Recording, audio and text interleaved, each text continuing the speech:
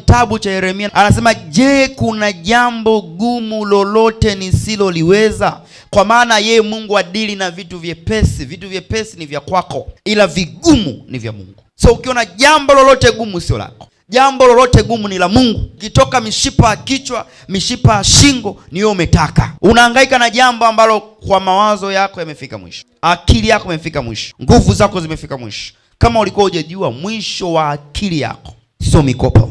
Mwisho wa akili yako sio kwenda kulia kwa watu.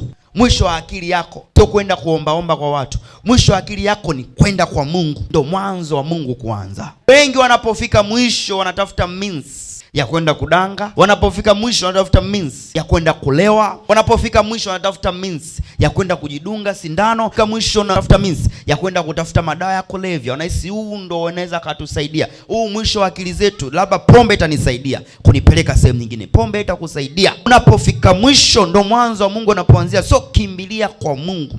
Anasema, tazama mimi ni Mungu wa wote. Wote, ikiwepo hata wewe wenye mwili. Je, kuna jambo gani gumu lolote nisiloliweza? So Mungu anadili na vitu vigumu. Vitu vigumu ni vile mwanadamu amevishindwa kwa akili zake, ila kwa Mungu inakuwa rahisi. Jambo lolote gumu, pendo Mungu, usiingilie kazi ya Mungu. Kazi ngumu za Mungu. Mwanadamu ana kazi ngumu. Kazi za mwanadamu ni nyepesi. Unaona, kila ukipambana biashara haisomeki, mambo hayaendi, ndoa haisomeki, unapambana. Hilo jambo ni la Mungu. Yasiwezekana kwa wanadamu, kwa Mungu yanawezekana.